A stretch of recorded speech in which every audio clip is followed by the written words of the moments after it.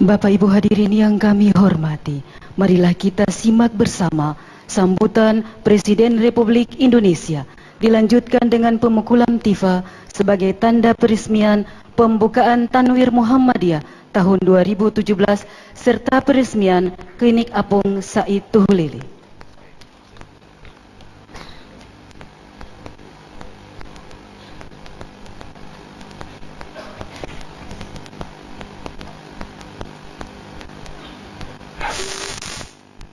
Bismillahirrahmanirrahim. Assalamualaikum warahmatullahi wabarakatuh. Alhamdulillah, alhamdulillah wa syukurillah la kala wa kata ila billah.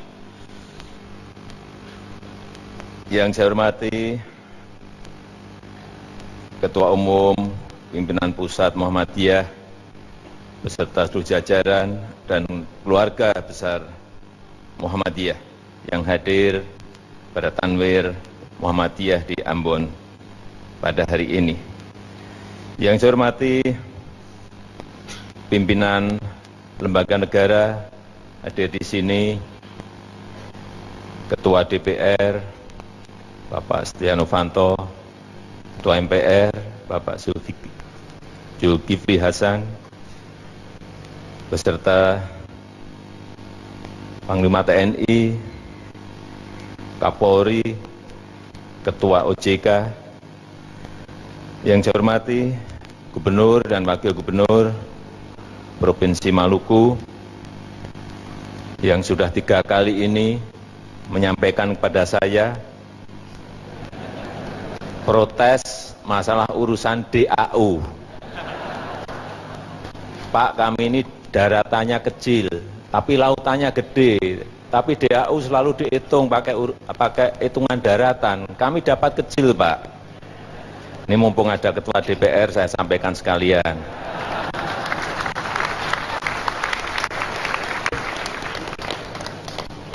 Sudah 3 kali saya hitung, Pak Gub.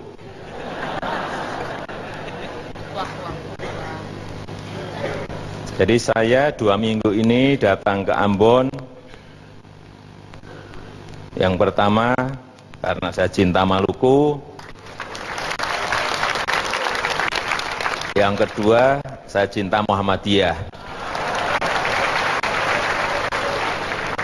Ada yang bisikin saya, Bapak di Muktamar kan sudah hadir. Masa Bapak di Tanwir hadir? Saya mau hadir. Saya jawab, saya mau datang. Ya di Muktamar hadir, di Tanwir hadir kan juga enggak apa-apa. Hadirin dan tamu undangan yang berbahagia.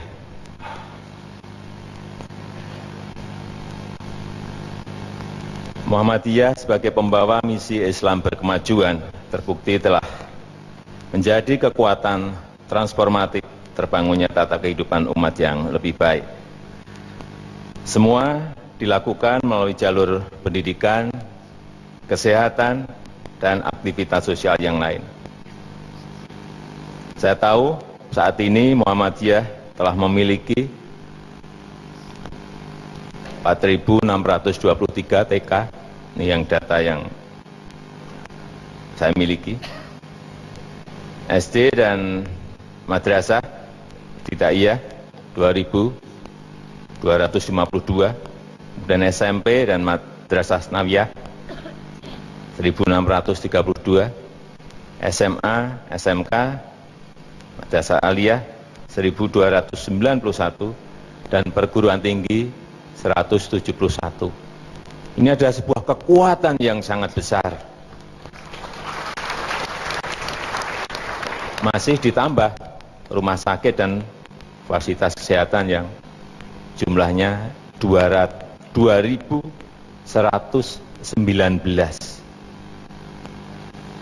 Ditambah lagi dengan pesantren, panti asuhan, dan panti jompo yang saya tidak memiliki datanya. Pasti lebih banyak lagi. Pasti lebih banyak lagi karena datanya ini kesulitan data, sehingga mungkin ngitungnya kesulitan sehingga datanya saya tidak memiliki. Karena itu saya percaya kalau misi Islam berkemajuan ini akan menjadi sebuah kekuatan yang harus kita jaga terus. Dan kalau komitmen ini kita jaga terus, dan kalau kita bersama-sama bergotong royong, kita akan dapat mewujudkan masyarakat yang tamadun, yang beradab, yang maju, yang berdaulat, dan yang berkeadilan. Saya datang 1,5 tahun yang lalu ke Wamena. Saat itu saya kalau malam atau pagi saya senang bertemu rakyat langsung. Dan mereka menyampaikan, Pak Presiden, dan saya kaget, harga bensin di Wamena itu kalau keadaan normal 60.000. Kalau keadaan nggak normal kadang sampai 100.000, Pak. Itu belum yang di atas Wamena, di puncak, di Lani Jaya, harganya lebih tinggi lagi. Saya berpikir, ini sudah berpuluh tahun mereka menikmati harga yang sangat tinggi itu. Dinikmati harga yang tinggi. Nggak pernah protes. Kita yang di Jawa, kalau naik 500 rupiah, naik 1.000 saja, demonya 3 bulan.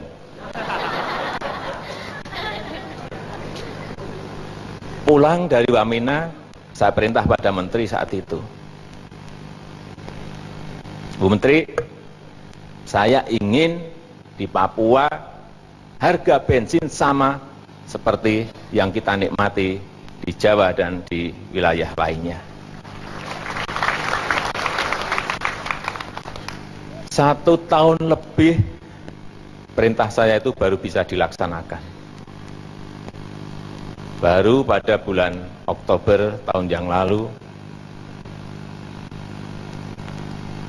harga itu bisa sama.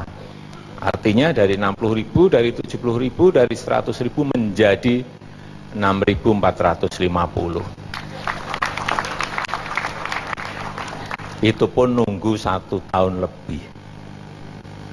Karena memang banyak yang mengambil keuntungan dari harga yang sangat tinggi itu. Tidak mudah. Sudah diperintah, agak saya injak, udah dimarahi, itu saja sulit. Ini baru urusan bensin, belum urusan semen. Sama, semen di Jawa juga hanya 70.000. Di Wamena di atasnya ada yang menyampaikan ke saya, dan saya sampaikan waktu di rapat-rapat, 1.800.000 sampai 1,5 juta. Banyak yang nggak percaya. Nggak mungkin Pak, nggak mungkin Pak. Begitu saya ke sana, saya cek, malah ada yang 2,5 juta per sak.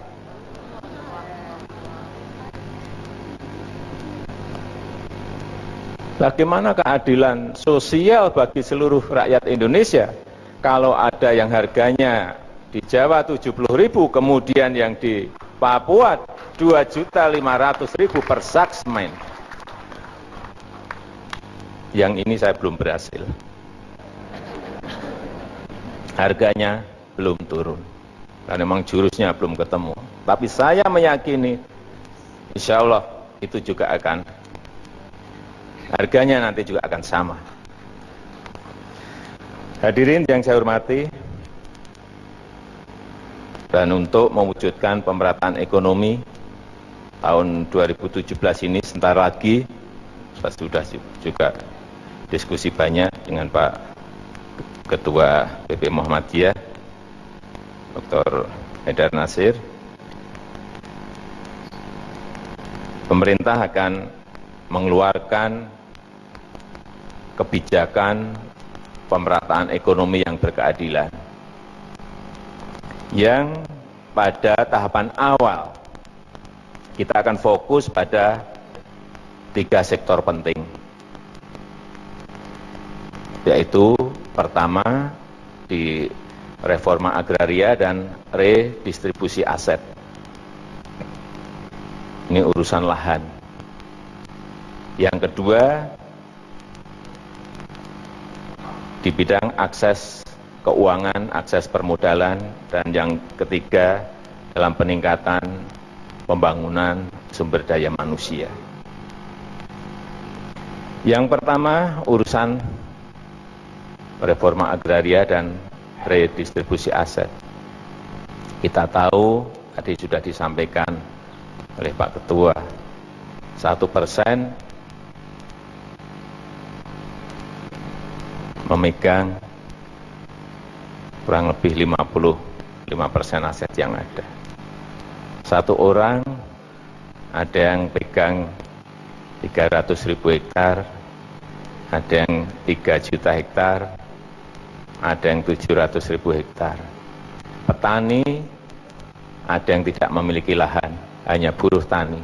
Yang memiliki pun hanya 1/4 hektar rata-rata yang data yang kita punyai.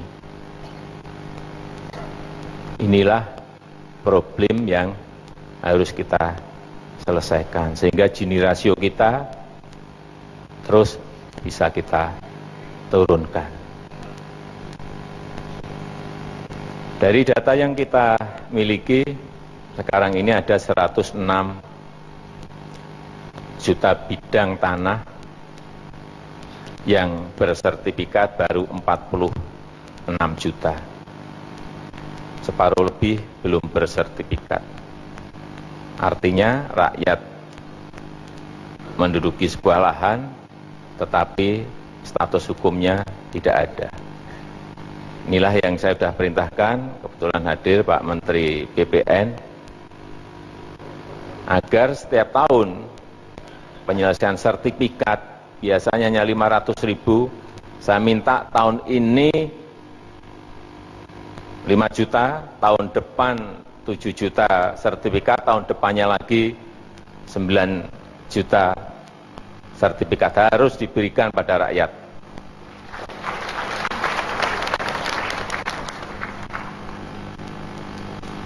Sampaikan ke saya, Pak Menteri, Pak, juru ukurnya kurang. Saya sampaikan bukan urusan saya. Silahkan cari juru ukur dengan segala jurus lakukan.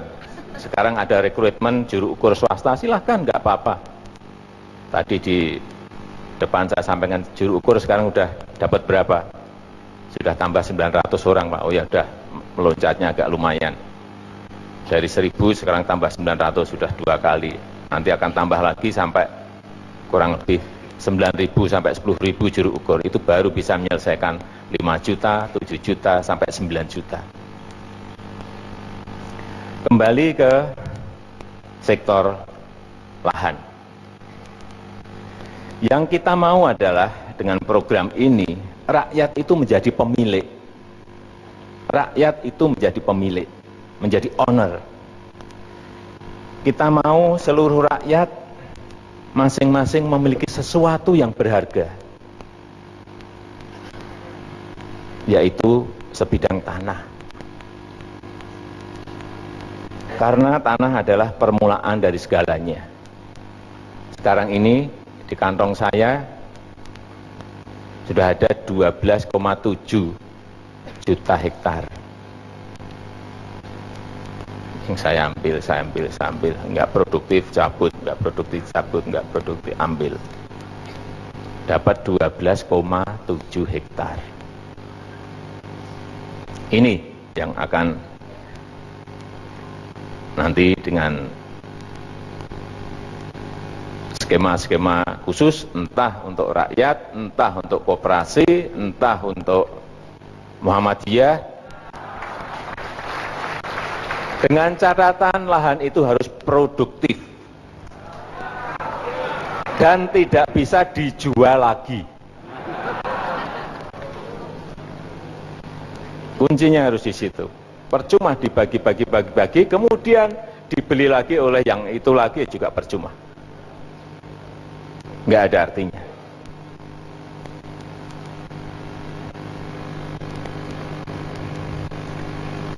Saat saya bertemu dengan rakyat,